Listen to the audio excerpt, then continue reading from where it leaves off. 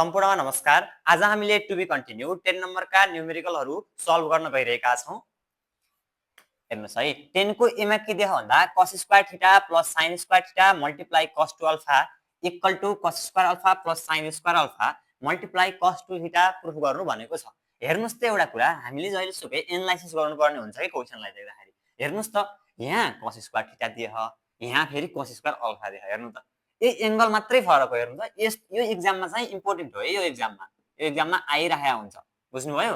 यहाँ थीटामा देख, यहाँ अल्फामा देख, कुरो भनेको एउटा यो फेरि cos स्क्वायर थीटा छ, cos स्क्वायर अल्फा छ। यस्तो क्वेशनलाई हामीले कसरी ट्याकल गर्ने हेर्नु है।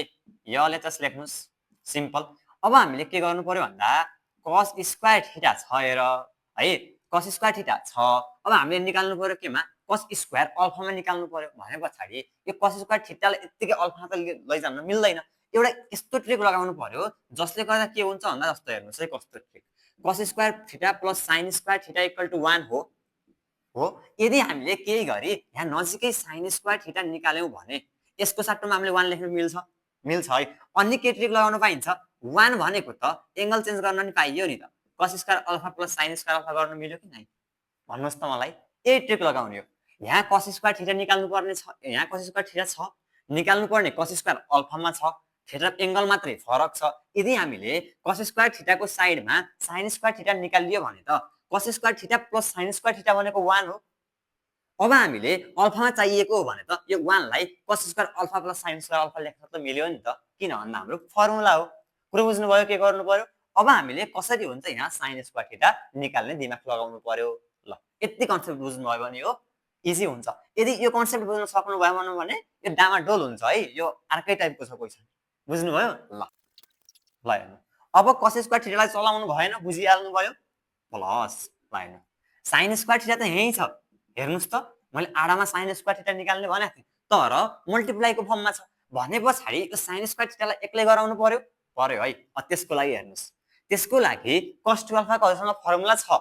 अब हामीले sin स्क्वायर थीटालाई एक्लै गराउनको लागि cos 2 अल्फा को 1 को युज भएको फर्मुला युज गर्नु पर्यो। किन भन्दा sin स्क्वायर थीटा मल्टिप्लाई 1 भनेको त sin स्क्वायर थीटा हुन्छ।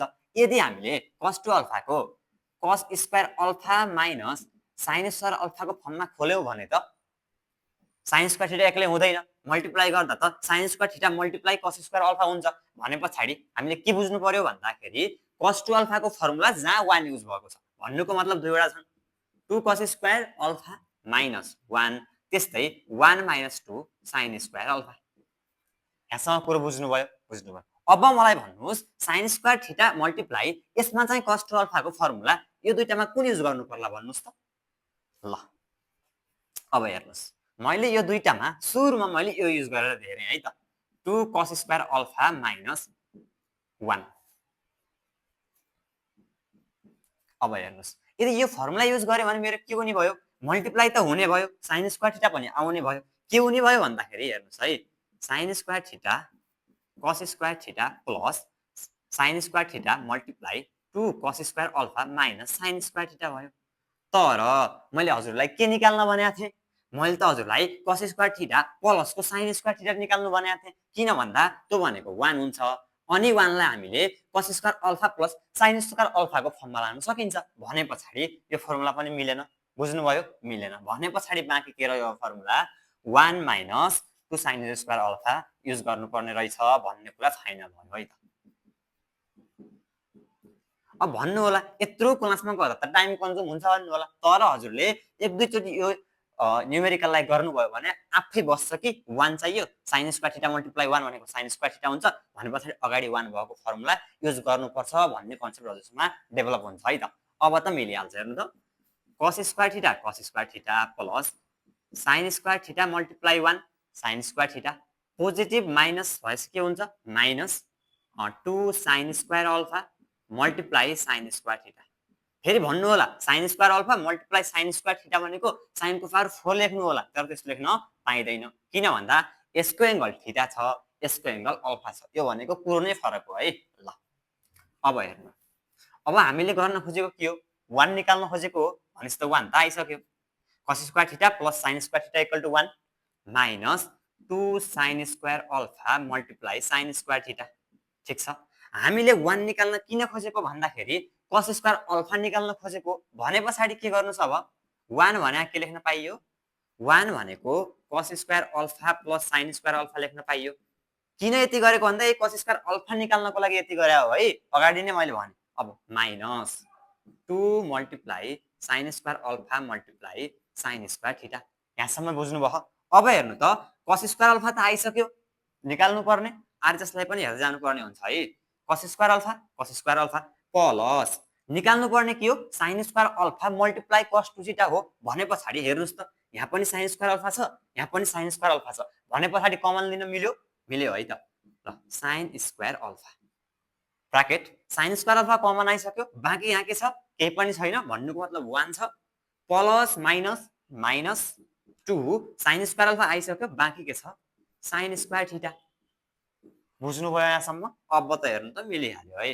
cos square alpha plus sin square alpha multiply 1 minus 2 sin square theta को फर्मुला के हो cos 2 थीटा को फर्मुला हो हेर्नुस् त प्रुफ भयो है हामीले के बुझ्नु पर्यो सिम्पल भनेर भन्दाखेरि हामीलाई यहाँ cos स्क्वायर थीटा दिएको छ यस्तै हामीलाई cos स्क्वायर अल्फा त्यहाँ दिएको छ यदि हामीले cos square theta plus sin square theta गरेर आडामा sin स्क्वायर थीटा ल्याउन सकियो भने त्यसको सट्टामा 1 लेख्न सकिन्छ अनि यो 1 लाई फेरि अल्फा को फर्मुलामा युज गर्न सकिन्छ यसरी गरियो भने cos स्क्वायर अल्फा आउँदैन आउँछ नि हो त्यही कन्सेप्ट लगाएर हामीले यो 10 को ए नम्बर को सोलुसन गर्यौं है त अब हामीले 10 नम्बर को बी सोलुसन गर्न गइरहेका छौं 10 को बी पनि इजी वेमा गर्न सकिन्छ है त सिम्पल हेर्नुस् यो एलएचएस हो यो के हो आरएचएस हो यो त अब हजुरलाई भन्नै पर्दैन अब हेर्नु है मैले एउटा कुरा के बोलेको थिएँ रे जब हजुरले 1 देख्नुहुन्छ त्यसलाई के गर्ने जसै हुन्छ रिमुभ गर्ने भनेर मैले भनेको थिएँ नि त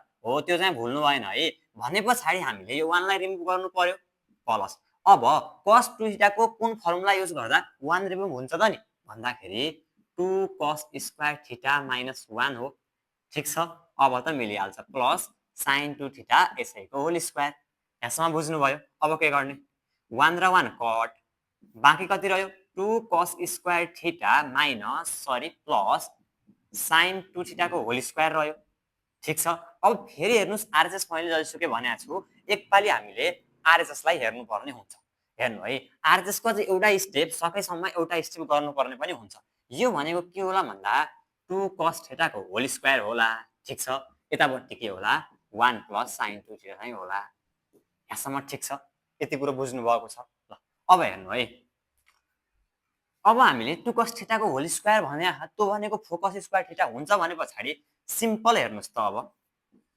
2 cos स्क्वायर थीटा प्लस एकचोटी हामीले यो sin 2 थीटा लाई खोल्दियौ है त 2 sin theta multiply cos theta मा अब मैले यसरी किन खोलेको भन्दाखेरि हामीलाई हेर्नुस् त 2 cos थीटा को होल स्क्वायर निकाल्नु पर्ने रहेछ हो भने पछाडी यहाँबाट 2 cos थीटा कमन लिन सकियो भने त त्यसैको होल स्क्वायर गर्नु पाइन्छ हो त्यही भएर मैले sin 2 थीटा लाई यसमा खोले है त अब हेर्नु त यसबाट हेर्नु त 2 cos थीटा कमन आउँछ निकाल्न यही पर्या हो नि यसैको होल स्क्वायर गर्नु पर्या हो नि त 2 cos थीटा कमन आयो एउटा cos थीटा आइसकेपछि यहाँ अर्को cos थीटा छ भनेपछि cos थीटा ठीक छ प्लस 2 cos थीटा बाहिर आयो बाँकी के रह्यो sin थीटा भने पछाडी यसको होल स्क्वायर हुने भयो ल हेर्नु अब के हुने भयो 2 cos थीटा को होल स्क्वायर निकाल्नु पर्ने हो आइसक्यो हेर्नुस् त अब के हुने भयो यसको होल स्क्वायर भयो त्यस्तै अब के हुने भयो cos theta plus sin theta को पनि के हुने भयो होल स्क्वायर हुने भयो अब त हजुरले कुरा बुझिहाल्नु भयो हेर्नुस् त 2 cos थीटा को होल स्क्वायर भने के हुन्छ 4 cos स्क्वायर थीटा हुन्छ अब हेर्नु त यो के को फर्ममा गयो a प्लस b को होल स्क्वायर को फर्मुलामा गयो भने पछाडी हजुरले a प्लस b को होल स्क्वायर को फर्मुला खोल्दिनुस् त a स्क्वायर भनेको cos square theta plus 2 a भने कति cos थीटा b भने कति sin theta plus b square भने कति sin स्क्वायर थीटा यहाँसम्म ठीक छ है अब हेर्नु यसलाई चलाउनु परेन किन भन्दा यो त हामीले निकालिसक्यौं आवश्यक पर्ने पनि हो ठीक छ अब के निकाल्नु पर्यो 1 चाहियो यसो हेर्नुस् त 1 भनेको cos square theta plus sin square theta भनेको 1 हो 1 प्लस अर्को हामीलाई चाहिएको sin 2 थीटा हो sin 2 थीटा को फर्मुला भन्नुस् त 2 sin theta multiply cos theta हो भने पछाडी हामीले sin 2 थीटा लेख्थ्यौ ल हेर्नु त यसरी हामीले एलएचएसबाट आरएचएस प्रुफ गर्यौं सिम्पल माथि नै पढेको 1 लाई रिमुभ गर्ने ट्रिक अनि त्यसपछि फर्मुलामा खोल्ने ल यसरी आजको हाम्रो क्लासमा 10 नम्बरको ए र बी लाई मजाले सोलुसन गर्न सक्ने भयौं भने भोलिको क्लासबाट टु बी कन्टिन्यू अन्य न्यूमेरिकल गर्ने नै छौं भन्दै आजको क्लासबाट म बिदा हुन्छु हस्त नमस्ते